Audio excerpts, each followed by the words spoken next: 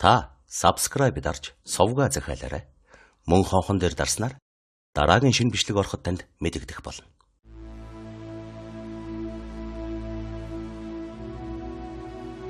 Таны сонсох сувг өгүүлж байна.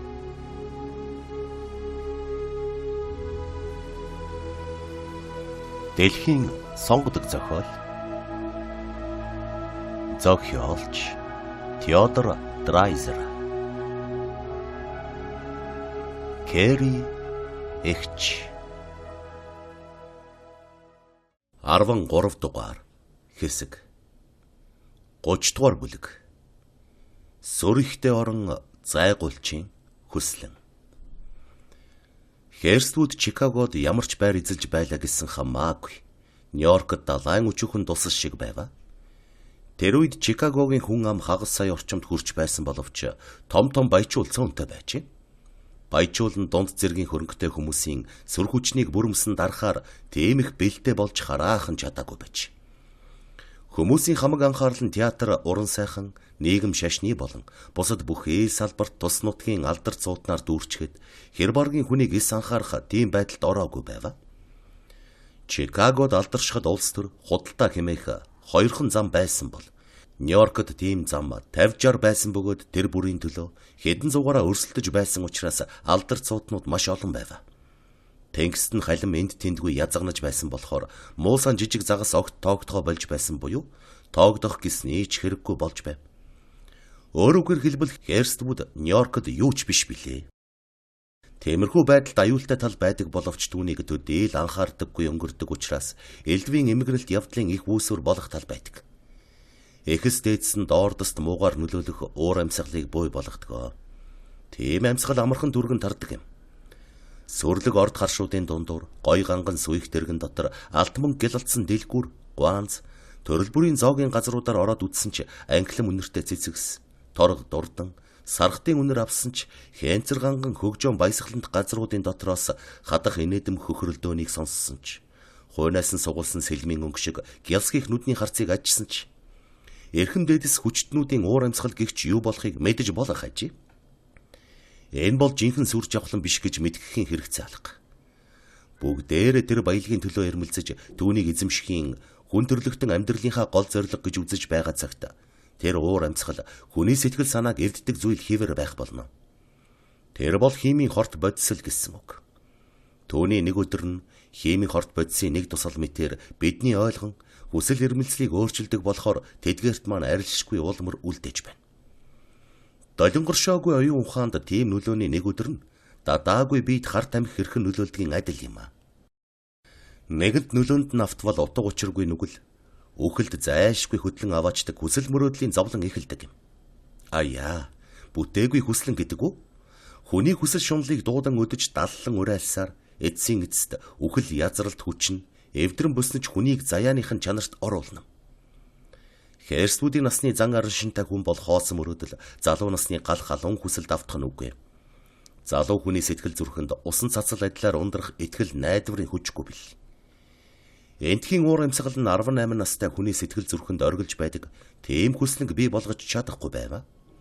Тэгэхээр ийм уур амьсгалд хизээж дасаж чадах найдваргүй байгаагийн улмаас Херствудийн гаслан улам зузаар. Херствуд энэ хотод ирж байсан болохоор энэ хотын бүхий л бололцоог ашиглаж тогтой аж дүрж чадахыг сайн мэдэж байсан. Нью-Йоркд түүнийг хүндэтгэн эрхэмдэж байсан бүхэн нь буюу эд хөрөнгө, албан тушаал, алдар нар энэ бүхэн нэг дор бөөгнөрсөн тул сүрдэн зүрхшин. Зоогийн газрын эрхлэгч байхдаа аяг таг шим хувааж уух завшаан гардаг байсан. Тэр нэр цуутнуудын ихэнх нь чухам энэ үе олон хүнтэй хотоос хөлжсөн улс байлаа. Энэ хотын орд харш тэдгээрт оршин суугч хүмүүсийн тухай үлгэр домогт гардаг юм шиг хачин сонин юм дуулддаг байв. Насандаа баячуултай хаяа хатхан суух боловч 100 мянга буюу $500,000 байлаад гээдч нэжгэр баячуулын хэртэ туйлахад бенчин хүрдэггүй юм гинлээ. Гэдгийн үнэн болохыг энд ойлгож болох ажээ. Нийтийн дотор нэр цуутай баян болохын тулд хүний хойно орохгүй гэвэл хэмжээшгүй хөрөнгө хэрэгтэй болох тул энэ хотод ядуу хүн ам зуухын чаргагүй юм. Хань нөхдөөсөө тасарч амин зуулга төдийгүй нэрээ алдаж амин зуухын эрхэнд энд мөнгөнөж яваа Херствуд Элдвиг сайдар эргцүүлэн ботлоо. Өвгөн хүн биш байсан боловч мөдгөн өвгөрнө гэдгээ мэдэгтэй ухаалаг байв. Тийм ч учраас гангалж гойсон, этгэл төгс, хүч тэнхээтэй яваа хүмүүсийг харахаас онцгой санагдана. Тэр хэнцэр ганган байдал өөрийнх нь арчаагүй хоёр газар тэнгэр шиг ялгаатай байлалт. Түүнийг арчаагүй юм уу яваа хинч мэдхээр болоод байв. Баригдхаа сайхаа байлаач гэсэн энэ бол амар жимэр суухын нэр биш гэдгийг Херствуд төдхөн ойлгожээ. Нэг аюулаас мултарлаа гэхэд дахиад л нэг аюул гачигдахын зовлон заалгажээ. Ганц жилийн дотор одоогийнхоос 5 дахин их хөрөнгөөр туйлж байсан хүн маань 1300 гаруйхан долларыг Кэригийн хамтаар 5 жилд орон байр, хоол хүнс, хувцс хунар, юм хум үзэхэд хүргэхийн төлөө зүтгэх хэрэгтэй байв. Херствуд Нью-Йоркд ирсэн анхныхаа өдрөөс эхлэн энэ талаар бодсон учраас эртхэн шийдэмгийнхэн хөдлөхгүй болохгүй гэж бодвоо. Өглөөний сонинуудад зарласан худалдаа 8-ны ажлын зарлал үзээд ажил ирэхээр гарчээ. Ажил хайхынхаа өмнө орон байрны талаар асуудлаа шийдсэн байв. Кэри хоёул хамт яваад Амстердамын их талбайн 78 дугаар гудамжны 5 давхар байшингийн 3 дугаар давхрын нэг байранд орвоо. Тэр гудамжны байшингууд нь алаг цоогдуу байсан болохоор зүүн талын цонхоор нь төв цэцэрлэгийн ногоо модны орой, баруун талын цонхоор нь гуудсан мөрний ус цэлийн харагддаг байв. 6 өрөөтэй халуун устай тэр сууцны хөлсөнд сар бүр $35 төлөх байсан нь тэр үедээ дундаж хөлс байсан боловч Херствудын зардалд мэдэгдэхгүй жинтэй байв. Кэри энтхийн сууцны өрөөний хэмжээг Чикагогийнхтой зүйрлэн үзэж энэ тухайга Херствудэд хэлэхэд хуучин байшингуудад орвол дээр юм олдох байхаа. Гэхдээ тохилгын хувьд энтхийнхээс доршүүтэй хонгор минь гэв. Байран шин бөгөөд хүрэн модон хэрэглэлтэй учраас Кэри их л сонирхож байв. Төвийн халаалттай байсан нь тун их тохилог болгожээ. Цахилгаан зуух, халуун хүйтэн ус өргүр шат, ярддаг хоол, жижүүр дуудах хонх зэрэг залуу хүүхэнд их л тааламжтай санагдав. Иймэрхүү ямиг үнэлж үзэх гэрийн эзэгтэн шинж Кэрид чамлалтгүй байв. Херствуд сууцныхаа дотоод төхөөрөмжийн талаар нэг компанийнхантай тохиролцсон бүрэн тогтчулсных $50 бэлэн төлж бусад үнийг нь сар бүр $10 төлж байх болжээ. Зэсэн дээр Вейлер гэсэн үсэг цанхуулж үүдэн дээрээ шуудангийн хайрцагийнхаа дээр хадуулав. Анхандаа хаалагчин Кэриг Вейлер хадагтай гэж дуудахад хачин мэд санагддаг байсан боловч сүүлдээ дасаж өөрөө яг тийм нэртэй юм шиг санах болов.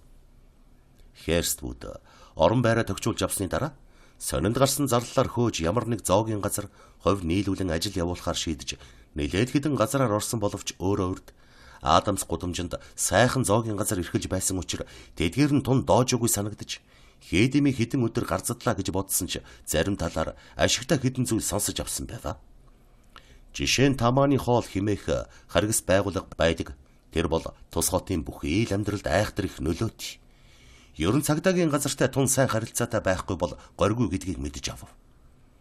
Хамгийн их хүлжиж өөдрөг яваа зоогийн газрууд гэдэг нь Фицжеральд, Мойн эрхэлсэн хууль зөв хичээдэг зоогийн газраас тэсвэр, харин ч хуулийг аль болохоор зөрчиж байдаг болохыг мэдэж авчээ. Орлого ихтэй нэг нь 2 дугаар давхартаа тусгай нууц уулзалтын өрөө, архитектурын газартай байдаг аж. Тэр зоогийн газруудын эзэдийн уяг байдал, цамцныхаа ханцууд хийсэн очир алмаас тэг, цэвэр нимба хувцс зэргийг ажихад сархтаар худалдаалах нь их ол зомгийн ширгэшгүй ундраг болдог нь тодорхой байв. Херствуд хайж явсаар хамгийн сүүлд нь Ворон гудамжинд байдаг нэг зоогийн газар очтол тэр нь овоо юм шиг санагджээ. Баг саг тордвол нилээд тоглог юм байна. Эзэн тэрийг их магтаж байх ба нэрэн ч аюулын ол зомогтой юм шиг байв.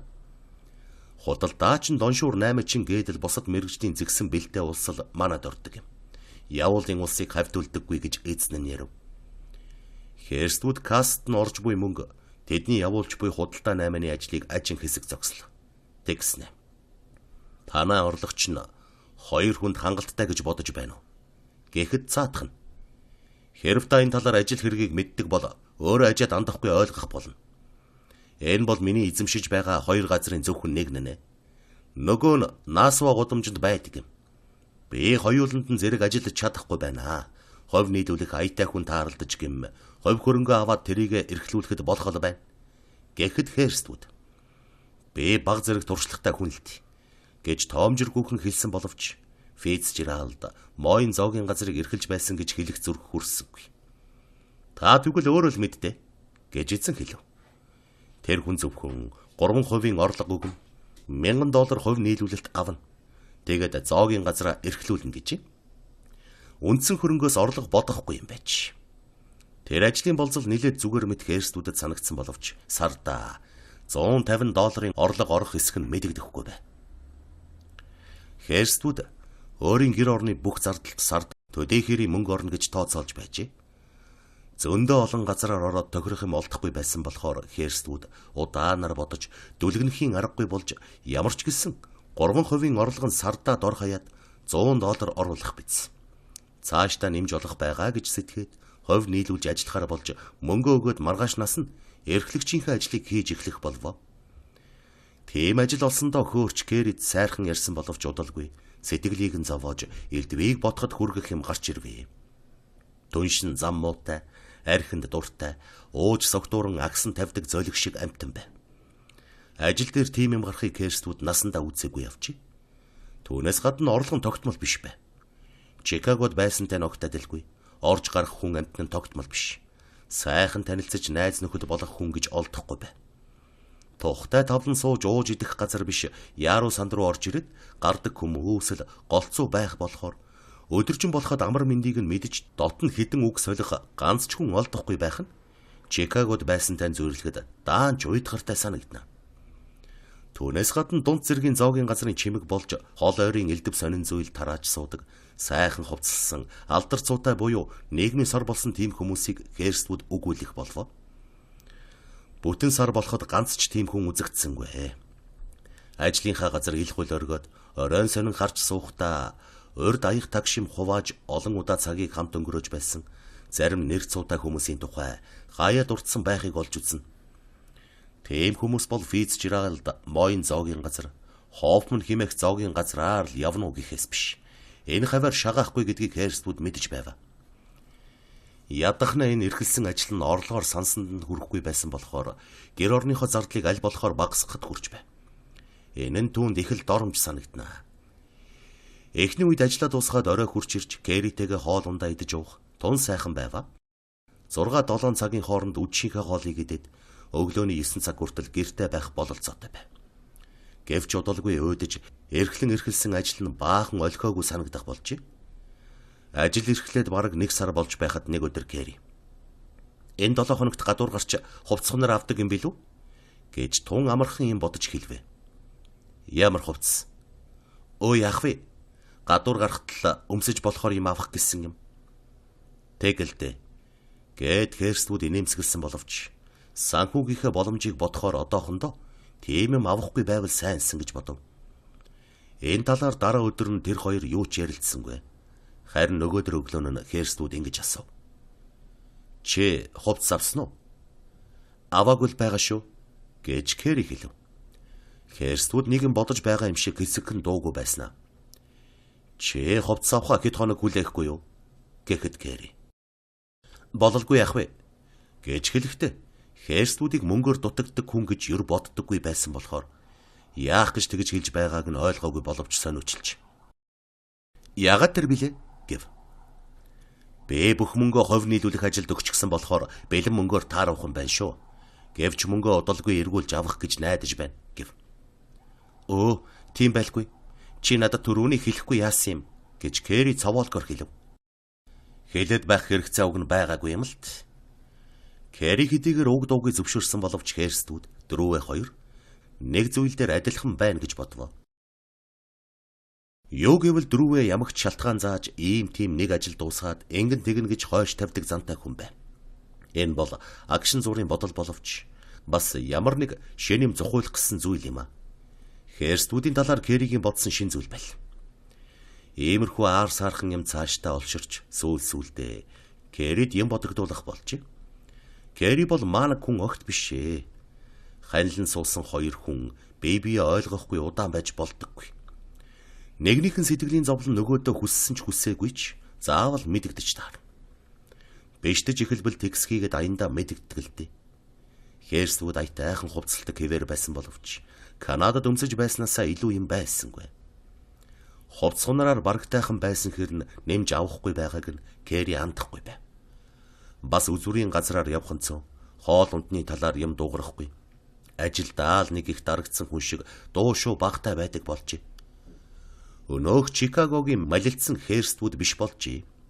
Өнөөх өгөөмөр, амирлангүй Херствуд биш болж яахаргүй их хувирсан байна.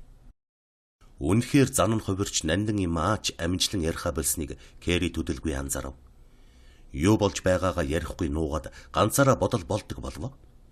Кэри юухан хийхнийч гэсэн заавал асууж мэдгэд хүрч бай. Энэ бол эмэгтэй хүнд тун эвгүй зүйлээ. Бэбидээ их хайртай болоо ийм эмийг өнгөрөөж болдог. Гэхдээ л юм үлддэг.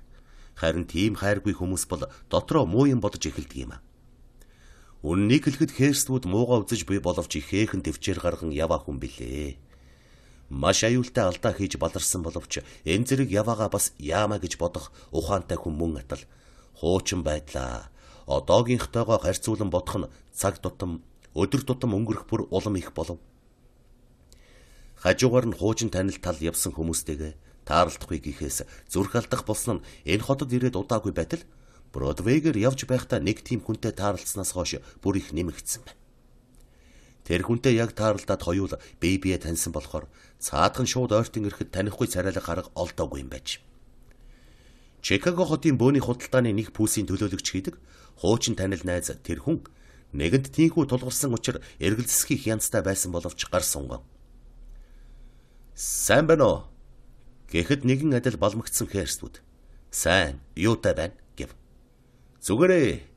Би энд баг сагийн худалдаж авах ажиллаар л явж байна. Чи энд суудаг болоо юу? Тийм ээ. Ворон гудамжинд байгаа шүү дээ. Оо тийм үү? Сайн байна. Би очиж уулзнаа. Тэгээрээ. За баяртай. Гэт нөгөө хүн найрсгаар инэн цааш яв. Херствуд түүнийг тийхүү яваад өгмөгц дотроо. Миний хаягийг ч тодруулж асуусангүй. Эрнэ гэж худал хэлж байгаа юм байна. Гэж бодоод духныхаа дааварлаж ирсэн хөлсийг арчиж үүнээс хойш л таньдаг хүнтэйгээ таарлахгүй юмсан гэж чин үннээсээ бодож байв. Угаас нилээд бод сэтгэлтэй хүн байсан боловч иймэрхүү аарсаар юм зан аршинд нь их нөлөөлөх болж. Хөл жөөдөл авбал юм бүхэн сайнаар иргэнэ гэж найдаж байв. Кэри гэргийгээ болгочихсон. Байрныхаа төхөөрөмжийн хөлсийг цаг тухайд нь төлжөөд байх. Ажил төрөл маань овоо өөдрөг байдаг. Кэрийг зугаацуулж юм хум үзүүлэхийн хувьд одоохондоо энэ хирааны байхад л болох байна. Яваанда болох байгаа гэж бодно. Манер хүний зан чанар хэврэг талтай байдгийг гэр бүлийн амьдралын бэрхшээлийг сайдар бодоогүй байж. Кэри бол залуу хүн. Аль аль нь ааш гаргах цагтаа гаргадаг нь мэдээж. Дэндвэл хоол идэж суух зуур аач гинэд дүрсхийн хэрүүл маргаан үүсэж мэтгэл байл. Иймэрхүү юм ямар ч сайхан гэр бүлд гардаг л да. Аар сархан юмнаас болсон тийм явдлыг хоёр биендээ үнэнхүү хайртай улс бол ормөргүй мартаж чадна. Харин тийм хайргүй бол атгах санаад сүулдэ бүр даймжирна. Таны сонсох сувг өгүүлж байна. 31-р бүлэг. Азтай хүн Бродвейн баясгалан. Шинэ хотын болон өөрийнх нь байдал Херствүүдэд зовлонтой санагдаж байсан бол хүний ирэхээр явж байгаа Кэри хотыг туйлын их сонирхон сэтгэгдэл сайнтай байжээ. Эхлээд төдийл гайхалтай санагдаагүй. Нью-Йорк сүүлдээ дур сонирхлыг нь татаж эхэлсэн аж. Тунгалаг агаар хүн ихтэй гудамж талбай. Хэн хүний огт үл анзаарах энэ бүхнийг Кэри ихэд гайхаж байв. Өөрийнх нь сууж байгаа тийм жижиг өрөө тасалгаа байдгийг мэдэхгүй боловч санаанд нь таарч байв. Шинэ модон хэрэгсэл нь гоёмсог харагдах бөгөөд сав суулганы шүүгэн Херствүүдийн бүрдүүлсэн гой сайхан сав суулгаар дүүрэн гялалцсан. Өрөө бүрдээ тохирох зохих ёсны зүйлсийг тавьсны дотор хүлээн авах өрөөндөө Кэригийн хүсснээр төгөлдөр баян хуур олж тавьжээ. Кэри туслуулахаар шивэгчэнтэй ээж болж Кэрич төдгөн хоол хийхдээ тун чадамгай болсон байна. Кэри амьдралдаа анх удаа хүний зүй ёсны эхнэр болон хүмүүсийн нүдэнд зөв харагдах болов гэж өөрөө ч бодох болжээ. Бодол санаа нь гинэн хонгор болохоор наад зах нь нэг байшинд байгаа 10 айл олон жил болсон хэр нь яагаад танилцахгүй? Бэбие хайхрахгүй байдаг юм.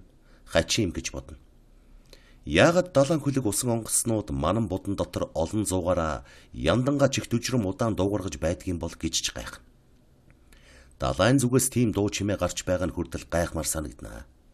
Цонхоор нь цэлийн харагдах гүйдсэн мөрний ус, энд тэндгүй сүндэрлэн босож буй асар том байшингуудыг харах бүрдээ сонирхно. Энд түмэн бодол төрүүлэх юм даан жолон бөгөөд бүхэл жилийн турш дандаа шин сэтгэл төрүүлэх юмар дутхын зовлон байхгүй. Өөдөж сонь буурах явдалгүй байжээ. Бас нэг зүйлийг өгүүлэхвэл Херствуд Кэрийг хайрлах нь ихээхэн онцлогтой байв. Өөрөө хичнээн их сэтгэлээр шаналж байвч Кэри тэр тухайга хизээд мэдэгдэхгүй гэж байна. Урдын адил толгой дээгүүр цээж түрсэн байдалтай явна. Шинэ нөхцөл байдал төвөггүй зогцож Кэригийн авьяас багсаг амжилтанд баярлаж байлаа. Орой бүр тогтмол цагтаа хурж ирэхэд хоол бэлэн ширээ сайхан зассан байхыг хараад ямагт баярлана. Тэр өрөөнд жижиг учраас тоглог сайхан мэт санагддаг байжээ. Өрөөнд юу хэрэгтэй вэ тэр бүхэн нэгд нэгэнгүй байх шиг таатай харагдана. Цас шиг цагаан бүтээлхтэй ширээн дээр өнгөнгийн шаазан таваг өрж улаан даавуу бүрхүүлтэй дөрвөн салаа чийдэнтэй гэрэлтүүлэг тэдгэрийг нүдэнд зөөлөн өнгөр тусгана. Кэри шивгчнийхээ хамт шарсан бах котлетыг тун амтлаг бэлдэж дээр нь лаацтай зүйлээр хачирлсан нь хэлхийн аргагүй ажээ. Кэри нарийн бов хийх урлагт боловсрч төдхөн өөрийнхөө хийсэн нарийн бов дүүрэн тавгуудыг ширээн дээр баяр багталтайгаар тавьдаг болжээ. Иймэрхүү маягаар 2, 3, 4 өнч сар өнгөрөв. Өвөл болж түүний хамт гэрээс гарах хэрэгцээ багасхад театрын талаар яриач зөөрч ирэв. Херствуд гэр орныхоо зардлыг хүргэх гэж ихээхэн зовж байсан боловч үүнийг огт мэдэгдэхгүй хичээж байв. Орлогоо ирээдүйд их болгохын тулд олсноо эргүүлж хийгээд байгаа мэтэр Кэрид хэлдэг байв. Өөрөө тун цөө мөнгө зарж Кэрид ч гэсэн юм хум худалдаж авахт нь гар их татаж байж тэр нэгэн өвлийг баржээ. 2 дахь жилийн нүр үзэхэд эрхэлсэн ажил нь зэгсэн өөдрөг болж Херствудийн хүсэж байсан $150 орлого сар бүр орох болов. Харамсалтай нь энэ завсар Кэри олон юм үзэн дотроо нилээд юм бодох болж Херствуд ч хэд хэдэн танилтай болж авсан байл. Кэри угаас иршүүд нүүрэмгүй биш даруй номоо зантай хүн болохоор тухайн байдлаасаа даврахгүй байв. Бишгүй л болж байна гэж сэтгэл уйг байна. Хаяа театр нөхрийн хамт орноо. Тэнгисийн эрэг буюу хотын үзэсгэлэнт газруудаар тун ховор өдрийн от шиг явна. Херствудийнх айл хөрштэйгөө танилцаж орж гардаггүй байв. Херствуд Кэрийг анх эргүүлж байхдаа жигтэйхэн найлынхаа цэмцгэр амтан байсан бол одоо түүнийгээ болж ирээ цэргүй болсон нь зүй. Хоорондоо үл ойлголцох санал зөрөлдөх юм гарахгүй байв.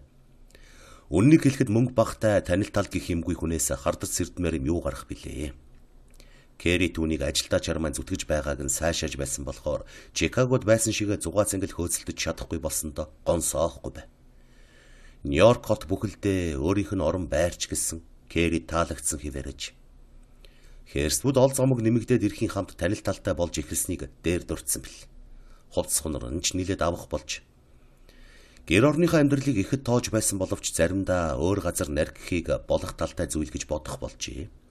Анхны удаа гэрийнхээ хоолыг идэж чадахгүй болсон тухайга хүнээр хэлүүлж ажил гараад цагтаа очиж чадахгүй гэж мэдгдсэн байна. Кэри хоолоо ганцаар идэж суухдаа дахиад л ийм юм битгий гараасаа гэж бодож байв. 2 дахь удаага ирж чадахгүй болсон тухайга мэдгдсэн боловч цаг их өнгөрсөн хойно хожиг хэлүүлжээ. 3 дахь удаадаа бүр хэл сургаггүй алга болсноо сүүлд нь учирлан тайлбарлсан байна. Тэгэхдээ тэр явдал бол ойроор биш хэдэн сарын дотор болсон хэрэг л дээ. Жорж чи хаана байна гэж Кэри анхны удаа асуусан юм байж. Ажил дээрээ зарим тооцоо хийж дуусгах хэрэгтэй байв. Гэртээ ирээгүй чинь тун харамсалтай.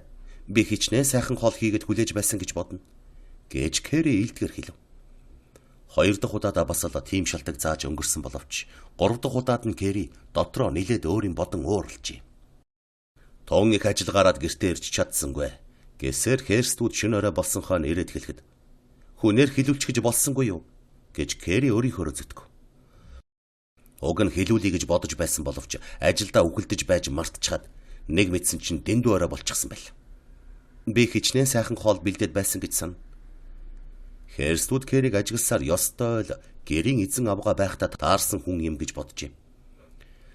Херствуд Кэрийг Чикагод байхдаа урлагийн талаар авьяастай байсныг нь мэдхээс гадна энд ирээд амьдралын эрхээр гэрийн мухар сахиж ганц ч танил талгүй өөрийг нь бодоод гэр орноо бодоод бүтэн жил болсон хойно тийм хачирхмаар дүгнэлт хийсэн байна. Тийм дүгнэлт нэгэнд хийсэн хойно Ийм их нэртэй болсондоо санаа намарч иймэрхүү байдлаар байгаад байж болох юм чинь. Илүү дутуу юм өгч хэрэггүй. Үзүүлэгч хэрэггүй гэж бодох болжээ. Тэгээд оромжоод ордоод хоолунд залгуулад зохих шаардлагатай хувцс хунарыг нь авч өгөөд л хот орны элдв дур сэтгэл булаасан юм үзүүлэгч хэрэггүй. Хүн амьтантай танилтал болгохч хэрэггүй гэж бодно. Тэгээд нэг удаа театрт ганцаар орсон байна. Бас нэг удаа шинэ найзуудтайгаа покер тоглож өнгөрөөжээ. Мөнгөн орлогоо нэмэгдээд ирэхийн хамт тиймэрхүү зан гаргаж эхэлсэн боловч Чикагод байсантайгаа адил тэгж туйлах бенчинч арай байсангүй. Түүнээс гадна таних хүн хартаа тааралдахгүй гэхээс үгтлээ айдаг болохоор их хөлийн газраар явж чадахгүй байв.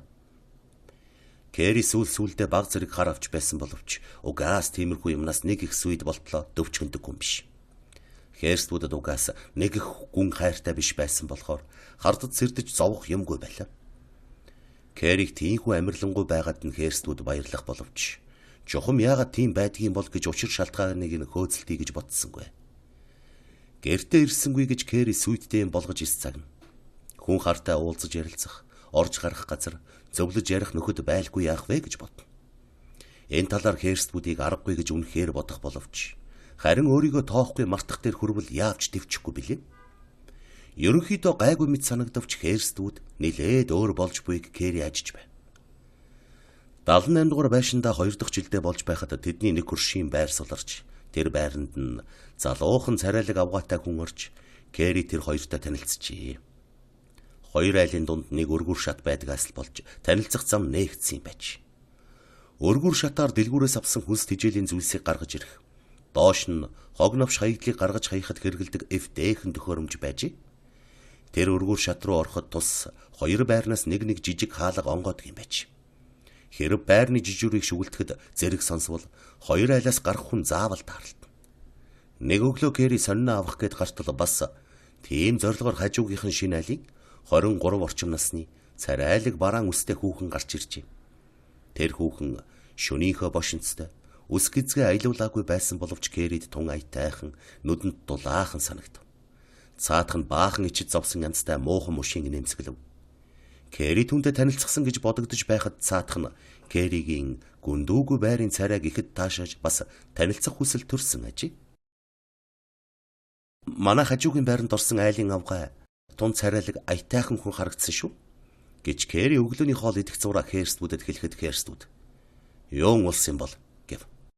"Би мэдэхгүй. Хонхных нь бичиг дээр Венс гэж байна билээ. Хөгжим тун сайхан тоглох сонсогдсон. Лав тэр хүүхэн байх. Энэ хотод ямар янзын хүмүүс байдгийг яаж мэдэх вэ, тийм ээ?" гэж Херствуд Нью-Йоркийнхан хөрш улсаа боддог зангаар ингэж хэлв. "Би энд жил гаруй болоход энэ байшинд суудаг 9 айлын ганц ч хүнийг танихгүй байна. Энэ айл нүүж ирээд сар гаруй болоход өнөө өглөө л нэгнийх нь барааг олж харлаа" гэж Кэри хэлв. "Юу нь муу байх вд. Гэхдээ ямар ч улс байгаа юм билээ. Хэн мэдхүү? Аль өөдгүй амьтдыг тэр гэх вэ?" гэхэд Кэри "Тийм дээ" гэлээ. Тэгээд өөр төөрөм ярилцсан. Энэ талаар дахин үг дурсаагүй байтал 1-2 хоногийн дараа Кэри завхорхор гартал өмнөөс нь Венс хатагтай ирж байгаа таарлажээ. Венс хатагтай таньж толгой төгөхөд Кэри хариуд нь инээмсэглэв. Тийхүү лавтай танилцах үүсгэл эхлэвэ. Тэгэж санамсаргүй тохиолдоогүй бол танилцахгүй байсан байж болох юм. Тэрнээс хойш Венс авгайн барааг харалгүй хэдэн 7 хоног болсон боловч өрөөнийхөө нэмгэн ханаар түүний хөгжимтхийг сонсож тоглож буй сайхан ая дуу болон чадамгай хөгжимдөж байгааг нь бахархан байв.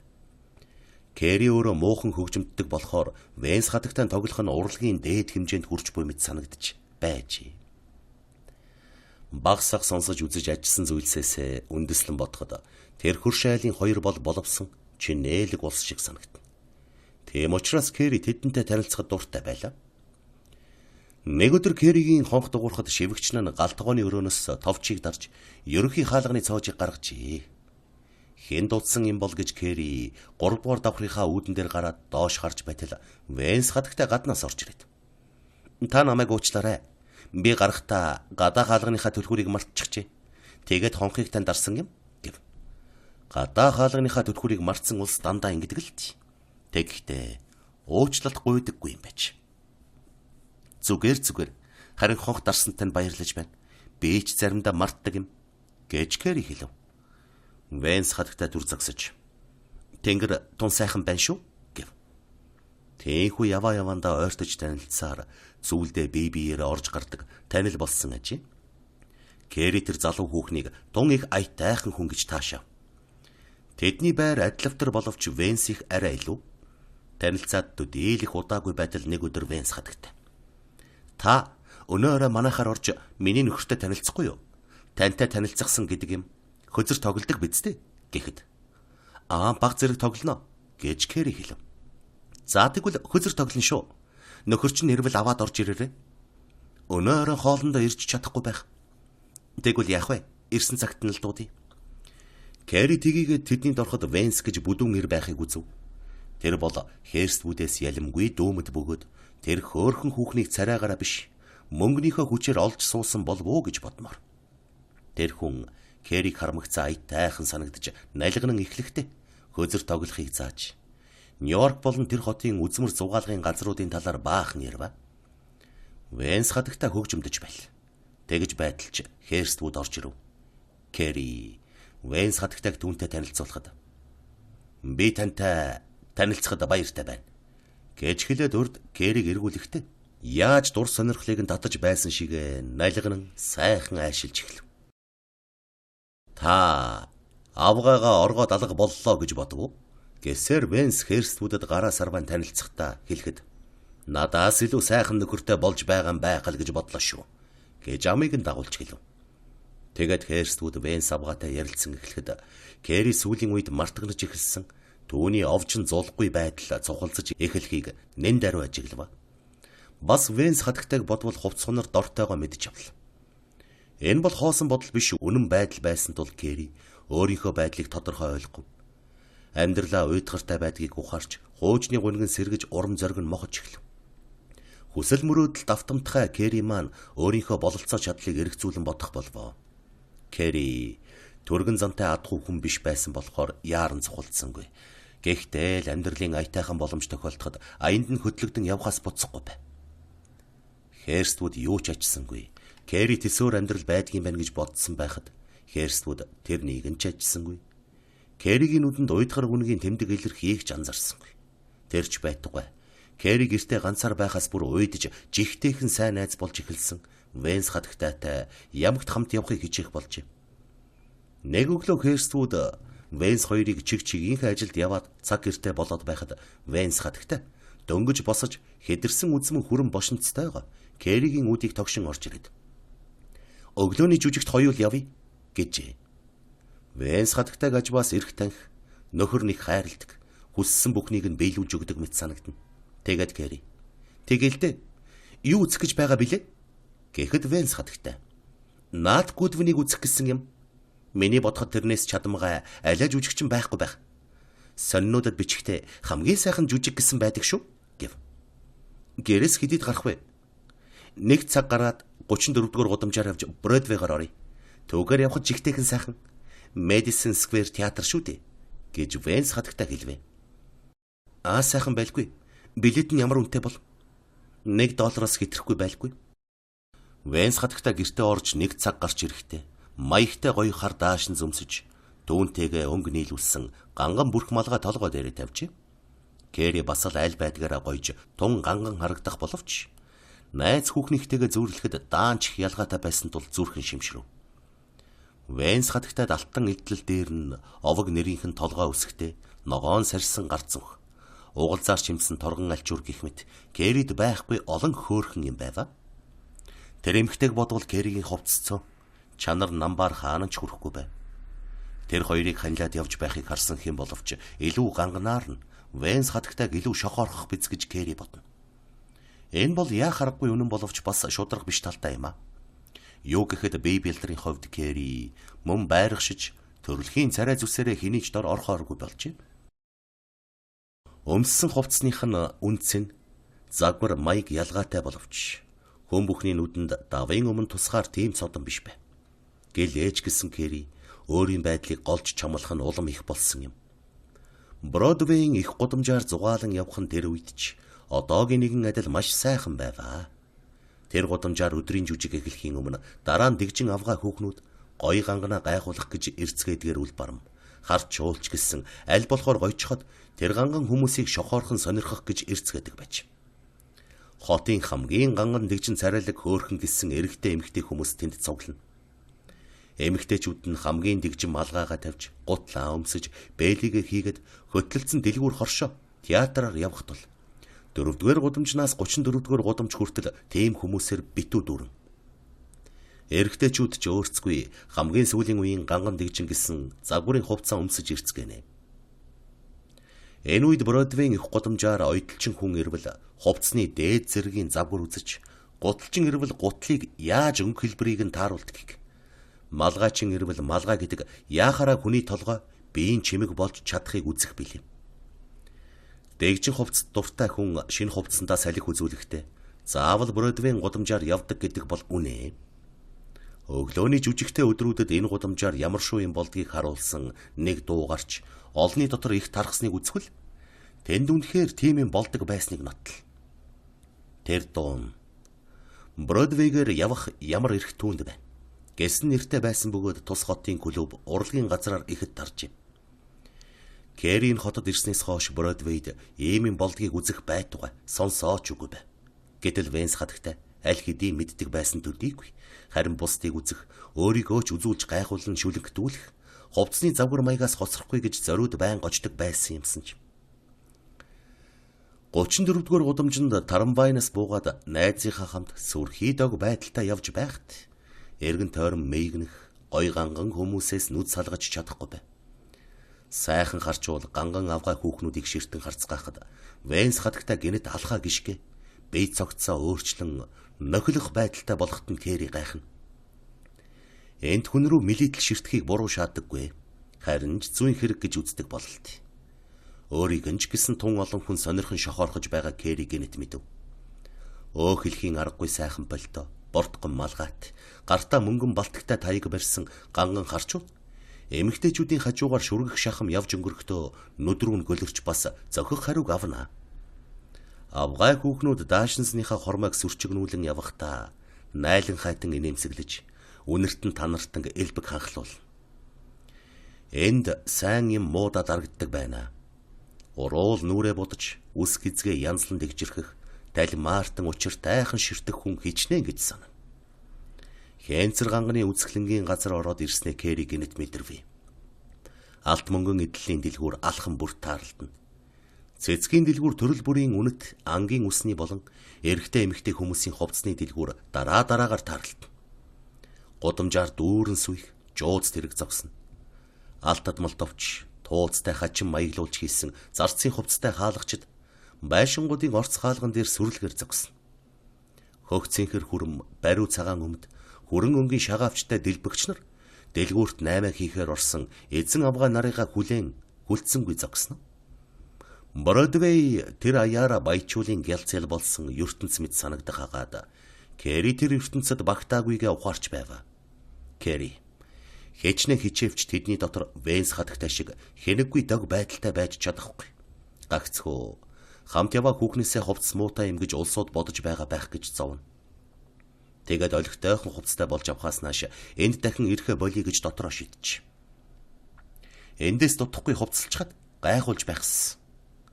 Тэгэж чадсан цагт яасан сайхан бол гэж мөрөөднө. Таны сонсох сувг өгүүлж байна. 32 дугаар бүлэг. Валтасрын найр төлөгч мэргэн.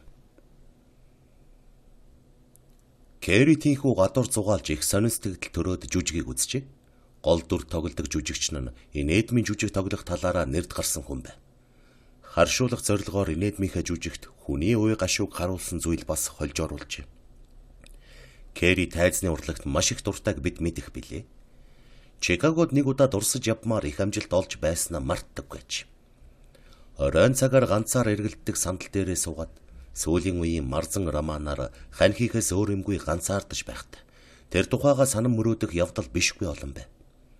Жүжиг үзэж суухдаа жүжигчдийн ур чадварын талаар үнэлэлт өгч, голох газар нь голж, магтмаар газар нь магтна. Зарим газар нь өөрөө тоглох юмсан тэгвэл ингэн тэгнэ гэж хүртэл боддог байж. Үзэх болгондоо гүн сэтгэгдэлтэй буцаж дараагийн өдөр нь тэр талаар заавал нэхэн сандаг байв. Өдөр тутмын амьдралын аар сар ямаар оролдохын хажуугаар тээнхүү тайзны урлаг сэтгэл зүрхийг нь бас эзэмдэж байлаа. Театрт орох болгондоо амьдралд үзэж туулсан юмныхаа улмаас сэтгэл ихэд догдолсон эрхэн цөөн байж. Харин өнөөдрийн хувьд бол тэрл бүхий үдсэн хэнцэр ганган, баян чинээлэг, баяр хөөртэй ертөнцийн төрүүлсэн хүсэл мөрөөдлийн ая дуу хаач байсан намдахгүй сонсогдсоор байв. Хажуугаар минь олон зугаараа өнгөрөн явж байсан тэр эмэгтэй хүмүүс юун улс вэ? Хаанаас тийм их үн цэнтэй торго дурд нь алт мөнгө эдлэл олно вэ? Тэр их ганган дэгжин авгай хүүхнүүд ямар сайхан газар суудаг бол хан турга торг магнаагаар хулдаж, авдар саваа алт мөнгөөр угалзлуулж, хөл тавих газар бүхнээ хэвсээр бүрсэн байдаг байх та. Гэр орондоо мөнгөөр худалдаж авч болох бүхнийг багтаж ядтлаа чигсэн байж таар. Тэр голгоор агсам сайхан морд нь ямар сайхан зүчээнд байдаг бол. Зарцын гэхэд тийм сайхан гоёмсог хувцас өмссөн тэр дэлбэгчд, тэр гоёмсог сүих жууз тэрэгнүүд ямар орон байранд байдаг бол. Орд харшид нь өдрөөс дутахгүй гэрэл гийж, линхуанаас дутахгүй үнэр ханхалж, гэрийнхэн засал зураг шиг цэмцээж, эдэх уух ширээн тансаг идэгээ дааж ядан байдаг байхт. Нью-Йорк хот тийм орд харшаар пэг дүүрэн байх. Тэрнээс биш ганган дэгжин ихэнсэг, оёмсог энэ олон авгай хүүхнүүд хаанаас гарч ирэх билээ. Тэднийг дулаан тусгай байранд үржүүлэн өсгдөг байж ч магадгүй. Гэри өөрөө тэдний игнэнд орж чадаагүйгээ бодхоос, хүсэж мөрөөдөж явсан бүтээгүйгээ бодхоос зүрхэн шимширч өвдөж байл. Сүүлийн 2 жил тийхүү ганцаард нь сус. Өөрөө тийм хинэггүй явснаа бодхоос маш их гайхаж, сансан бодсондоо хүрч чадаагүйдээ гон сонио. Тэр жүжигэн алтан мөнгөн эдлэлээр дүүрэн гэр оронд сууж, торог дурдан хөрвөж жаргал эдлэх мөртөө хайр сэтгэл, хар сэрэс болж зовлон эдэлж яваа эрэм хүмүүсийн байдлыг харуулсан сэдвтэй юм а. Тиймэрхүү янзаар амьдрахыг насан туршдаа мөрөөдөж байдаг хүмүүс тиймэрхүү жүжиг үзээд сэтгэл нэг хөдөлдөг билээ. Тэр жүжигт юугаарч ис гачигдах мөртөө зовж байгаа хүмүүсийг харуулсан байна. Алтан сандал дээр сууж авбал жаахан зовж үзхийг хэн эс хүсэх билээ. Анхлам үнэр шингэсэн хивс хан тургыг нь чимж, агар замд нь ширээ сандал гэрээр дүүрч, ажил төрлийг нь зарлага гоцгоноор хийдэг атал зовж үзэх бас сонирн биш үү? Тийм байж зовно гэдэг бас гайхалтай сайхан мэт санагдана. Кэри тийм байхыг хүслээ. Тийм амьдралын дотор байгаад ямар ч зовлон эдэлсэн яадаг юм. Тэгэх бололцоо олддоггүй юм гэлээ гэхэд тийм амьдралыг дүрслэн жүжиглэгсэн гэж хүсэж байв. Үдсэн харсан зүйл нь гүн сэтгэл төрүүлсэн учраас тэр жүжигийг үзэхэд ёр бишийн сайхан санагдана. Урлагийн тэр зохиомол ертөнцийг жинхэнэ үнэн мэтээр итгэн үзэж суухдаа тэр байдлаас салж буцаад бодит байдалтай орохыг хүсэхгүй байв. Завсралгаар урд талын игнэ ложид суусан ганган дэгжин хүмүүсийг харж Нью-Йоркийн талаарх сэтгэгдлээ бас баяжуулва. Энэ хот тэр аяараа жаргал цэнгэл хөгжөө нарийн ертөнц юм гэдгийг одоо л мэдж авчи. Урд нь бүхлээр нь үзэж чадаагүй байв. Театраас гараад явхад Бродвей дахин шин юм харуулваа. Театрт ирэх замдаа үдсэн харсан юмс нь одоо бүрч яруудад бүрч туйлдаа хүрсэн байдалтай харагдана. Тийм жигтэйхэн сайхан юмыг Гэри нүдэндээ хизээч үзээгүй явжээ. Өөрийнх нь байдгаас өдөршин шиг ялгаатайч. Ийм амьдралыг хагас хугас игч гэлээ эдлэхээс нааш аж төрж амьд явна гэж бодох байтугай. Тэгэж явах найдлага байна гэж бодох ч ирэх алга гэж сэтгэв. Энд авгаа хүүхнүүд мөнгөөр ус цас шиг тоглож байхыг харваа. Гой сайхан дэлгүүрүүдийн дэрэгдүр гарах бүрийд ийм болох нь харагдаж байв. Тэр ганган дэгжин авгаа хүүхнүүдийн хамгийн голчилдог юм нь цэцэг, алт мөнгө, эрдний чулуу, амттан бололтой. Гэтэл Кэри сард ганц 2хан удаа гэрээс гарч иймэрхүү юмар нүд хужирлахад л арайхийн хүрэх гуйлагчны хитгэн мөнгөтэй явж байжээ. Тэр орой жижиг тохилог байран ч олигтой юм биш. Хүмүүсийн жаргалаа эдэлж суудаг тийм газар биш санагджээ. Шивгчнээ хоол хийж байгааг харавч гайхарсангүй. Саяхан үтсэн хошин жүжигийнхэн төрөл бүрийн үзэгдэл байн санагдана. Зугтаж эцэс сүлд нь өөрөө сэтгэлтэй хүнтэй унаж өгсөн нэг эмэгтэй болж тоглосон гайхалтай царайлаг жүжигчин эмэгтэй Кэрид юм болгоноос илүү байн санагдаж байв. Тэр эмэгтэй гоо үзэсгэлэнд Кэри биширчээ. Өмсгөл нь урлагийн дээж зовлон нь маргахын аргагүй үнэн мэт. Гуниг гансарлан Кэррид тун ойлгомжтой байв. Тэгэхлээр тэр үзэгдлийг Кэрри тэр хүүхнээс доргүй тоглож чадмар санагдана. Зарим газрыг нь чилүү тоглож болохоор бодогдож, зарим үгийг нь амандаа давтан байв. Гагцхүү тийм юмд тоглох бололцоо л олддогсон бол амьдрал маань ямар сайхан уудам уужуу болох бол үзэгч олны зүрх сэтгэлийг хөдөлгөж чадахсан гэж бодно. Херствүүдийн орж ирэхэд Кэрри гунигалсан байдалтай бодол давтан эргэлддэг сандал дээрээ цонхны хажууд ганхасхийн сууж байваа. Их сонин сайхан юмнууд бодож байсан болохоор тэрийг замхруулахгүй тулд Херствүүдийн асуусан юмд ганц үгээр хариу хэлэх буюу заримдаа хэлэхгүй байв. Херствүүд түүний тийхүү гонигтайхан дуугүй байгааг ажиглаж байснаа. Юу болоо вэ Кэрри? Гэж асуухад Кэрри. Юу ч болсон юм алга. Өнөө өрөө би жаахан базаахгүй байна гэв. Херствүүд дэрэгдэн толж ирээд. Би ч өвдөө юу? Яагаа вэ? Гэхэд цаадах нь бараг уцаарлаж. За гайгүй дээ. Би ялимгүй л эвгүй байна гэв. Херствүүд цааш явгангаа ялимгүй цохуйсан хантаа засснаа. Эх муу хэрэг байна да. Өнөө өрөө театрт юм үзье гэж бодсон юмсан гэхэд Кэрри. Би явмааргүй байна.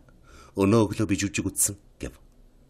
Тийм сайхан бодож суусан хүнийг уймэлж бодлыг нь замхраасанд Кэрри дургүй байваа. Өө тэгээ юу? Юу зөв? Алтны уурхай. Ямар юм бэ? Жигтэйхэн сайхан. Тэгэд өнөө өрөө юм үзмээргүй байгаа мó. Үзээсэй гэж бодохгүй л байна. Гэвч тэгсхийгэд гуниглахаа байж хоол ундаа идээд бодол нь өөр болж театр очихор болов. Ходоодонд хоол орохоор гайхмаар өөрчлөлт гардаг явдал бас байдаг шүү дээ. Тийхүү театр дахин очисноор сэтгэлийнхээ догдлыг төр боловч намсахгүй. Гэхдээ маш гүнзгийгээр юм бодчих. Хичнээн мартаж сатаарахыг бодовч амьдралаа чамлах санаа дотроос нь гарч өгөхгүй байв. Байн бодогдно гэхэд бас гайхалтай зүйл. Зөөлөн хатууга идэн гихчээр салшгүй тэр нэгэн бодол цаагаараа юутай их газар авна вэ? Тэр өглөөний жүжиг үзснээс хойш төдийл удалгүй 1 сар хэртэй болсон хойно Венс хатагтай нэг өрөө Кэрриг бидэнтэй театр явахгүй юу гэж урьжээ. Херствүүдийг оройнхоо хоолнд ирэхгүй гэж тэд Кэрригээс сонссон байж. Бидэнтэй хамт явахгүй юм уу? Гэртээ хоол хийх гээд яах юм? Бид шэрийн ресторан ороод тэндээсээ Лициум театр очих гэж байгаа юм. Хамт явъя л да. Тэгээ гэж Кэрри дуртай зөвшөөрөв. Тэр үед Делмонико ресторантай өрсөлдөж байсан шэрийн ресторанд 5 цаг хагасын үед очихын тулд Кэрри бүр 3 цагаас эхлэн хувцас гутлаа бэлдэж эхлэв. Түүнийг гойж гоотоход ганган Венс хатагтай нөлөө их харагдаж байв. Сүүлийн үед гарч байсан шинэ дэгжин хувцсны талаар Кэррид дандаа хэлж өгдөг байжээ. Байсгийгэд л иймэрхүү бүрх малгай гарч байгаа авахгүй. Дуграг танан товчтой бэйли гарч байна лээ шүү. Үдсэн үү? Гэх мэтээр ямагт хэлж өгдөг байв.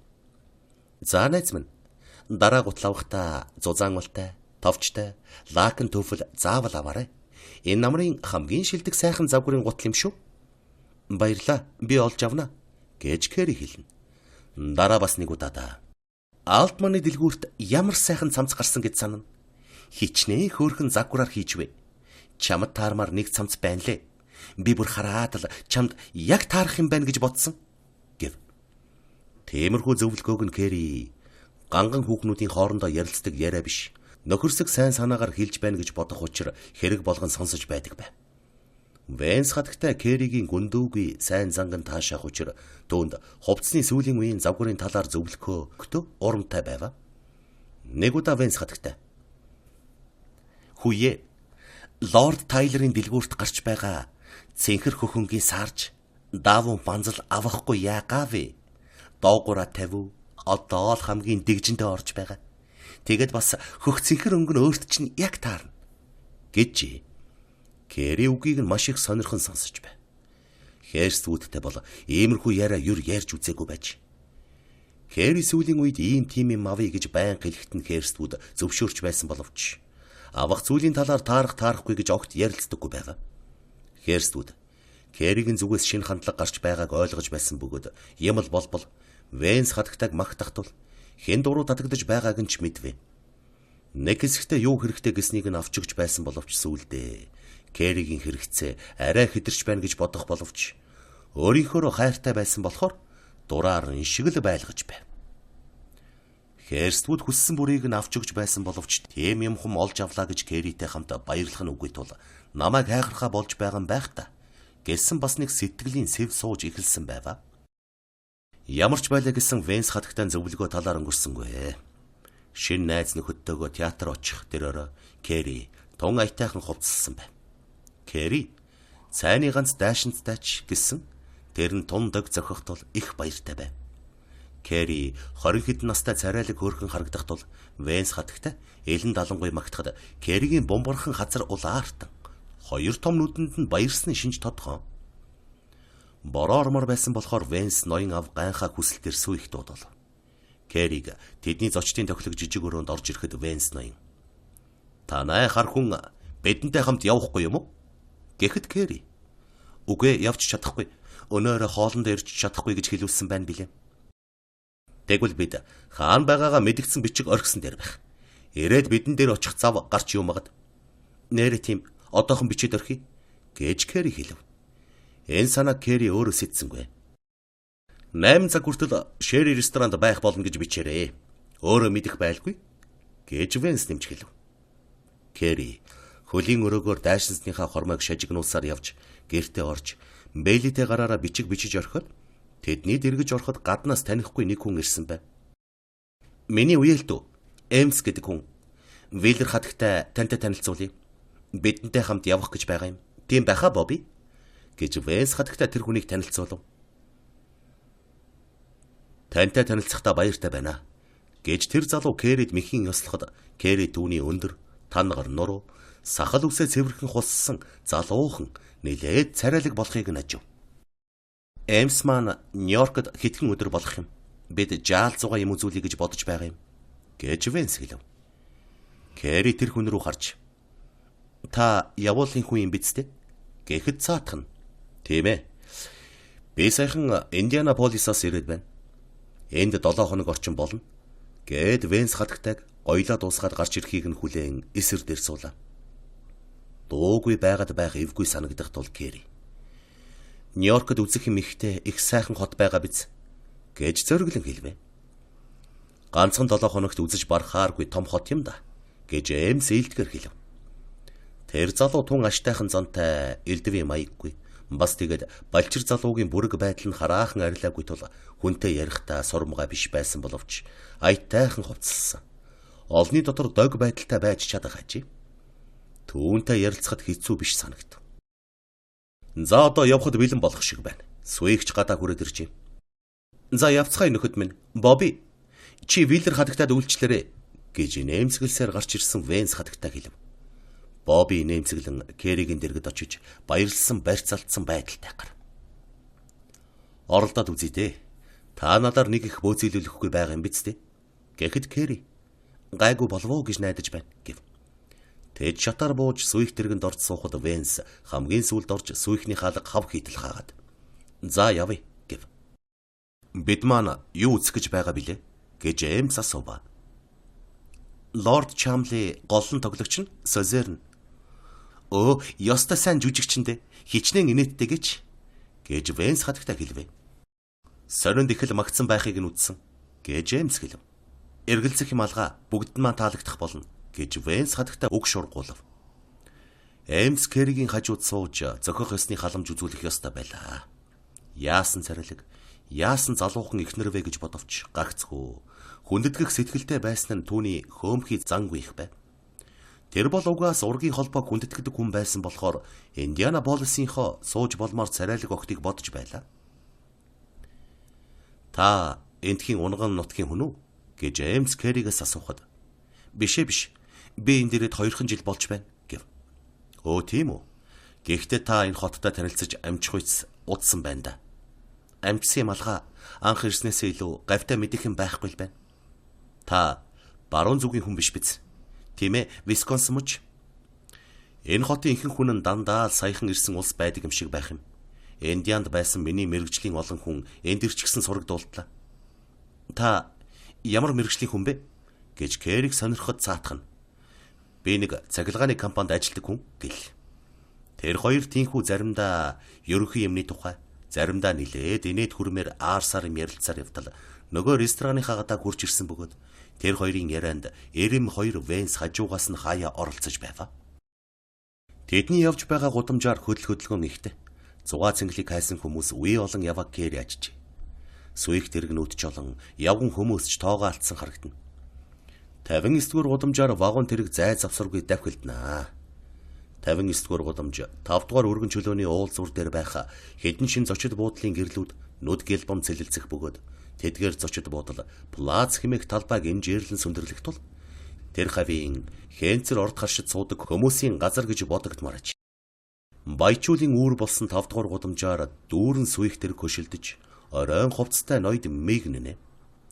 Шэри рестораны үүдэнд хурч очиход сүр бараатай хаалгач сүихний хаалгыг онгойлхон доторх эрхмүүдийг гаргахад туслав.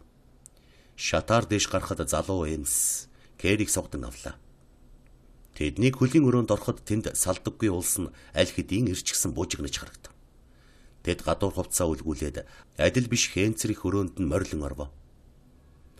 Тэр юр бусын сайхан эмийг Кэри насандаа үзээгүй явжээ. Херстүүд амьдралдаа хавчигдж байсан болохоор иймэрхүү ресторанд Кэрийг оруулж чадаагүй байж. Энд чинээр орж ирж байгаа хүнд хэлэх юм олдохгүй. Магтыг ихнэ. Уг дутгаар тийм байдал ноёрхах аж. Энд гагцхөө цадаггүй их мөнгөтэй буюу хамаг юмаа ужид цэнгэл зориулдаг хүмүүс л орж ирдэг аж. Кэри тэр рестораны тухай Morning Evening World сонноос энэ ресторанд бүжиг будаалга багт наадам зэрэг болдог тухай уншиж байснаа саналаа. Тийм юм хатагтай 3 дахь өдрийн орой өөрийн нэрмжит будаалгыг Шэри ресторанд өгнө. Залуу ноён тэр 16-нд Шэри ресторанд цөөн тооны амт нартайгаа наригна гих мэтэр баячуул ихсийн хүрээлэнгийнхний зарлуулсан тогтмол үгтэй зүйлсийг Кэри өдөр болгон дуртай уншиж сонирхож байдаг байсан болохоор гайхмаар ховдөг хүмүүсийн тэр гайхалтай ганган хэнцэр газрыг ойлгож ядсангүй. Кэри одоо тэр газар биеэр орж үзэх нь энэ ажээ. Хөлийн өрөөгөөр орохоор шатаар өгсгöd хаалган дээр нь тарган тагдгаар ир зогсох ба. Өрөөн дотор бас нэг тагдгаар бүдүүн ир зогсохоос гадна орж иргэсдийн таяг, пальто, малгай зэргийг нь тусгай хувцастай залуус хүлээн авч байв. Баячуулын хоол иддэг энэ газрыг гоёмсог гэрэл гэгээтэй хэлж баршгүй. Венс хатагтай ийм газар сүих тэргээр ирээд залуунаас дэгжин сайхан хувцас баян чинэлгээр бахархахыг нь чихэлж баршгүй. Баян тарган явах гихч яасан ч сайхан юм гэж бодогдно. 2, 3, 4, 5 зургуул суусан маягтай сайхан зассан эгнэ ширээний дундуур Венс төрүүлэн алхав. Анхурсан хүнд тэнд байгаа хүмүүсийн омог бардам ихэмсэг байдал маш илэрхий ажээ. Ярайсан олон жидэнгийн хурц гэрэл ширээн дээрх болор шилэн аяг хундганд тусан цацарч хан туургаар нэг алтан шармал гоёл чимэглэлийн гэрэл бүгд холилдон гялцэл гих тул нүд дасгал ялгахгүй бэрх. Ноёдын цас шиг цагаан цамцны ингэр зах хаттын тод өмсгөл зүүсэн очир алмаз эрдэнсийн чулуу эд бүгд гоц содон гял алдсан. Кэри Венс хатагтайгаас дутхгүй омог бардам байдалтайгаар явж очоод ахлах зөөгчийн заасан сандал дээр сул. Кэри тэндх аарсаар юм бүхнийг гярхай ажихаагаад хоол зөөгчд тэдний ахлагчийн нахилсан бүхэлдсэн сандал бүрийг нь ойртуулж төхүүлэх суухыг өрн 2 гардан зангах мэтээр зулгуйдах нь цаана хэдэн $1 атгуулна гэсэн үг ажээ. Тэнд нэгэнд орж суусан хойно соёлт ертөнцийн хүмүүс гайхаж хажирхаад учрыг нь олдоггүй баян Америкчуудын гайхуулдаг үрлэгэн хотоодонд цөвтэй хоолунд эхэлж гарна гэсэн үг.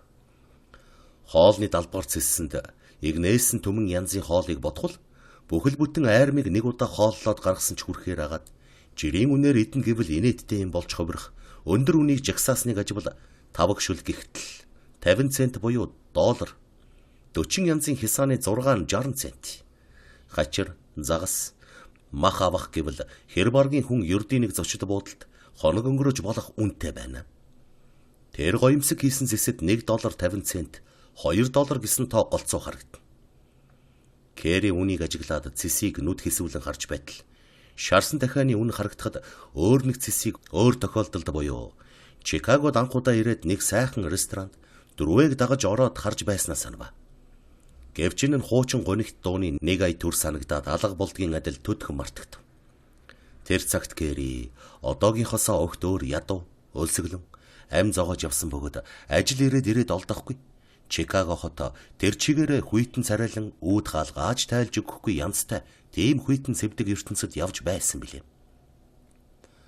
Алтадмал хүрээнийх нь өнцгөр янгийн марайлаг тэнгэр дагнс цэцэг жимсний дээгүүр амгалан хальж харагдах хөөндөөн өндөг мэт цайвар ногоон хөхөмдөг дөрвөлжин хээ угалц ханааран дүүрэн байхад дээвэрт нь тэг дундах бүнжгэр чийдэн талс дунжлаг алтадмал зүүмгүүдтэйгээ холилдон багшрах дэнлүүний цомирлог нь хүртэл голцоо алтан хээ угалзаар дүүрэн байл. Улаан хүрэндүү модон шалн гялцэл буу хагаад хаашаал харвал эрмэг гарган зассан шилтэй том толцолиж эсрэг талынхаа юм бүхнийг хідэн 100 дахин уйлуулан тусгах хажи. Ширээнүүд нь онцгой гойд биш гихнээ бүтээлэг алчуурууд дээр нь Шери, мөнгөн хэрэглэл дээр нь Тифани, шаазан хэрэглэл дээр нь Хевлэнд гэсэн үгтэй агаад ширээ бүр дээр байх улаан ягаан бүрхүүлтэй жижиг дэнлүүний гэрэл суугчдын хувцас нүүр царайн өнгийг зөөлрүүлэн өөрчил. Рестораны үйлчлэгч бүр нь бөхөлзөн нахилцах аяг таваг янзлах мэт аарсаар юм бүхэнд намтай хөдөлж хөмбөрийн дэргэд шалмаг очиж бүхийсгийн толгоогоо дальж ийлх тохоогоо сүвэндэ тулган анхааран халамжлан яст мэлхийн шүл заа мэдлээ. 1 таваг заа мэдлээ. Хиса 6 ширхэг заа мэдлээ. Ноёнтон минь хэрээнийнүүд чидүүн жимс заа мэдлээ. Гэх мэтээр урайлаг шалмаг үйлчлэх нь рестораны бас нэг чимэг болно. Вэнс өрчлөн санал хүслийг нь мэдж аваад хоолныхоо захиалгыг нэгмсэн өгөөгүй бол зөөгчд хүн тус бүр дээр ирж тэгж үйлчлэх байсан бойцаа. Кэри тэнд байгаа хүмүүсийг ихэд ажиглал. Нью-Йоркийн ихэс дээдэс гихч ийм улс байдаггүй. Баячул өдөр хоногоо ингэж өнгөрөөдөг юм байж гэж бодлоо. Нийгмийн бүх давхаргын амьдралыг түүний өчүүхэн ухаан яаж ойлгох бэл. Ганган авгай бүр үдийн алдад Бродвейн гудамжаар ирж өдрийн жүжигт ордог. Суихтэргээр явж үдэш болохоор Гуанзанд хүлээлгэж хаал явбал зарц гоцог зарсан улс байдаг байхад Нью-Йоркод ужиг удаан 2 жилийг өнгөрүүлэхт ийм газараар ганц ч орж үзээгүй явжээ. Энд Вэнс өөрийнх нь дундаа орсон мэт агаад үнц нь хайхралгүй дуртай хоолоо захиж байгаа нь Херствуд урд тэгдэг байсныг санагдуулав. Вэнс бүгдд нь шүл, хиса, шарсан мах, хачир захиж бас хэд хэдэн шил дарс захив. Захисан дарсыг нь сүлжмэл торонд хийгээд ширээнийх нь хажууд тавина. Эмсэнд байгаа хүмүүсийг төдий шохоорхсон бишээр харахыг нь Кэри хажуугаас нь аживал дух өндөртэй, номхон зоримог маягийн хамартай, цэвэрхэн эрүүтэй, өргөн сайхан амтай, бараан хүрэн халимга хажуу тийш нь хагалсан ер нь аятайхан залууч. Кэри цаанаал нэг хүүхдэрхүү шинжтэй харагдавч нас бий гүйцсэн эр гэдгийг нь харна. Эмс нилээд удаан дуугүй юм бодод сууснаа Кэрид. Мөнгийг ийм маягаар үрдэг улс надад том ухаа санагддаг юм. Гэхэд Кэри түүний нүүрлүү хараад тоглосон янзгүй байгаад нь баг зэрэг гайхаж өөрийнх нь хизээж бодож байгаагүй ямар нэг юмны тухай бодож байх шиг болохоор сонирхсан байдалтайгаар. Тийм гэж үү? Гэхэд цаатах нь. Тийм ээ. Жинхэнэ үнээс нь илүү үн төлж байна шүү дээ. Энэ улс гайхуулж байгаагаа л ингэж байгаа хэрэг гэв. Бага мөнгөө яаж зарж байсан хамаагүй юм биш үү? Гэж Вэнс хатагтаа хэлэхэд хоолоо захиалсан мөртөө хоолны зэс үдсээр байсан Вэнс. Тэглээгээд хинт ч хор болохгүй шүү дээ гэв. Эмс дахин хажууд иш харахад Кэри бас л духыг нь ажиллаа. Хачин юмны тухай бодож байгаа мэт санагдах бөгөөд хүмүүсийг ажих нүднийх нь харц хачин зөөлөн аж. Тэнд сууж байгаа тэр авган гоёлыг хараач гэж Эмс дахин Кэри рүү харж толгойгоороо дохин хэлэхэд Кэри түүний нүдний чигээр баримжаалж аль гэж асуухад цаатах нь тэр өнцгт хатгсан зүг нь хараач. Яасан том юм бэ гэж Кэри дуу алдваа. Би насандаа ийм том эв хавгүй хачин алмаз үзээгүй юм байна гэж Эмс хэлв. Нэр нь дэндүү том юм. Кэри яагаад ч юм тэр залуугийн амийг дагмаар санагдаж бас өөрөөсөө илүү боловсралтай, илүү ухаалаг хүн юм гэж боджээ. Ёр тэр залуу тийм хүн байх шиг байв. Кэригийн нэг сайн тал гэвэл өөрөөсөө илүү ухаантай хүн байдаг гэж бодож чаднаа. Кэри насандаа уулзаж учирч байсан олон хүнийг эрдэмтэн хүн байх гэж бодож байсан нь цөөнгүй. Дэрэгдэн суугаа тэр хурц тунгалаг нүдтэй булай залуу Кэриг таашаах боловч учрыг нь төдий л ойлгоогүй, юмыг ойлгож байх мэт санагдана. Эр хүн Ийм байх сайхан хэрэг гэж Кэри бодцов. Тэдний яриа Альберт Российн бичсэн Огтыг яаж хүмүүжүүлэх вэ гэсэн тэр үед их сонирхогдож байсан нэг номны тухай яриа болж хувирв. Түүнийг Венс хатагтаа уншсан. Нөхөр нь сонинд гарсан хідэн шүүмж олж уншсан байна. Хүн ном бичээд маш их дуйлан дэгдэж чаддаг юм байна. Тэр Российн тухай мөн их ярилцах болжээ гэж Венс Кэри рүү харж хэлэхэд би тэр хүний тухай сонсоогүй юм байна гэж үннээ хэлвэ. Би сонссон. Олон ном бичсэн хүн. Энэ сүүлчийнх нь тун сайхан гэж Венс хатагтаа хэлэхэд Эймс нэг ч их сайхан бичдэг хүн биш дээ гэж хэлв. Кэри түүнийг төлөгч мэрэгэн хүн гэсэн маягтайгаар нөөрлөн ширтэн харав. Тэрний бичсэн юм нь доороо тоорон шиг дандаа дими юмс гэж Эймс нэмж хэлвэ. Кэри үнийг ховийн зэмлэл гэж бодлоо. Кэри үрд доороо тоорныг уншсан. Тун аятайхан зохиол шиг санагдсан байж. Өөрт нь аятайхан шиг байсан бол бусад хүмүүс голцоо сүйд болон магтдаг бай. Гэтэл энэ тунгалаг нүдтэй саруул толгойтой оюутан сурагч шиг энэ залуу зүгээр доог тохуу хийж байдаг байна. Огт тоохгүй, унших гэж цагийн гарц хийх хэрэггүй гэсэн байдалтай ярьж байдаг байна. Кэри анхудаа юу ч мэддэггүйгээ ойлгож ичингүүрэн доош тухай. Эмсийн үгэнд ёжлон шоолсон мэдэмхийрэн өнгөрсөн зүйл огт үгүй байгаа. Түүнд тиймэрхүү зан юрөөс байхгүй бололт.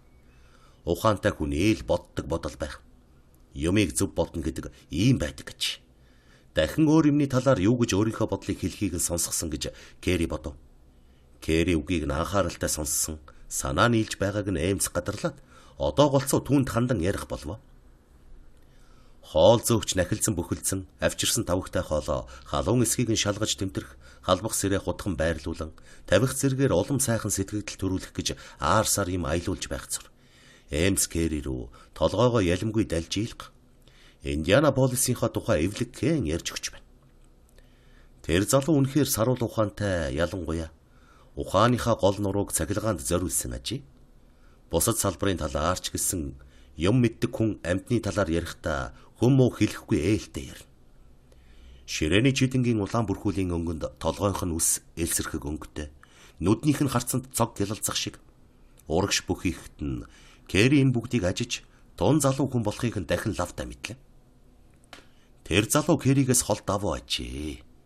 Хээрслүүдээс ухаалаг, дөрвөөс эрүүл саруул боловсралтай, цагаан цайлган, санаа сайтай, сайхан ч хүн шиг санагдана. Кэри бодохдоо өөрийг нь огт сонирхохгүй. Амьдралдаа буюу альва асуудалтай ямар ч подгүй гэсэн янзтай байхыг ажиглавч, юм ярихдаа өөрт нь хандаж байгаа болохоор аятайхан санагдаж байлаа. Эймс хоол идэх зуур баг зэрэг халамцч. Би баячхийг нэг их боддоггүй. Ямар ч гэсэн мөнгөө энэ мэтэр үрэх болтлоо баячхийг дурладаг хүн биш гэж Кэрид хэлв. Кэригийн бодлоор цоо шин ийм дүгнэлт өөрт нь анхудаа маш их нөлөө үзүүлэх тул. Тийм гэж үү? Яагаад тэр билээ? Гэж асуув. Тийм байлгүй яах вэ? Ямар хэрэг байна? Хүн тийм боллоо гэд аз жаргалтай болох уу? Гэж Эймс хариу болов. Кэри нүгэнд эргэлзэвч нэгэнд түүний амнаас гарч байгаа болохоор оошоож үзэхээс аргагүй санагдав. Энэ хүн ийм чадал чансаатай, хойно, гон бие гоцон толгой явсан ч аз жаргалтай байж чадах байх л гэж Кэри дотроо бодов. Венс эрэм хоёр бараг зогсоо зайгүй ярьж байсан болохоор Эймс хаяа завсар хооронд нь иймэрхүү үг хэлж байсан авч их жинтэй санагдав. Ерөөс тэр залуугийн байгаа байдал Кэрид үг хэлсэн ч хэлээгүй ч нөлөөтэй байсан болохоор үг нь цөөдөхгүй байлаа. Тэр залуугийн байдаг ертөнц нь Кэригийн сэтгэл зүрхэнд ямар нэг талаар таатай санагдах мэдээж. Эймс Кэригийн санаанд тайзан дээр болж байсан үзэгдэл чухам юуны улмаас гэдэг нь үл мэдэгдэх боловч хүмүүс гунж гутарч байсан тэр үзэгдлийг санагдуулна. Эймс энэ хорвоогийн амьдрал Кэригийн амьдрал хоёрын гаслант ялгааг үгүй болгох мэт санагдах бөгөөд тэр бол гагцгүй түүний тайван хэнэггүй байдлаас тэгж санагдаж байгаа ч. Тэгээд зоогийн газраас гарахад Эймс Кэриг сугадан яваад жуулзан суулгав. Тэгээд бүгд театр руу явба. Жүжиг үзэж байхдаа Кэри Эймсийн хэлэх үгийг их л анхааралтай сонсож байв. Кэригийн сэтгэлийг догтлуулсан үзэгдлийн талаар Эймсийн хэлэх үг Кэрид таатай санагдана.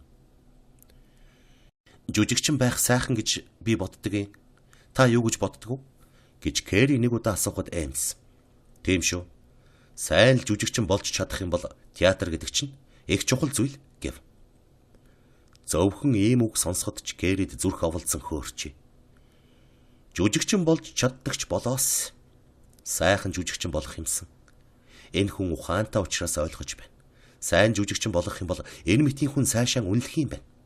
Тэр залуугийн хэлсэн үг нь Кэрийг үнэлсэн үг биш байлаач гэсэн өөрийг нь сайшааж буй үг шиг л санагджээ. Яагаад тийм санагдаж буй учрыг өөрөө ойлгохгүй байв.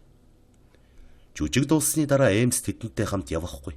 Шууд тэндээсээ сууж байгаа газар руугаа явах болсныг мэдээд Кэри өөрийн ирэхгүй. Та ч бидэнтэй хамт буцахгүй юм уу? Гэхэд Эмс уучлаарай. Бэндээс холгүй 33 дугаар гудамжинд зочид буудалд буусан хүн шүү дээ. Гэхэд Кэри өөр юу ч хэлсэнгүй. Дотроо яагаад ч юм гэнэт тимийн болсонд гонсойвоо.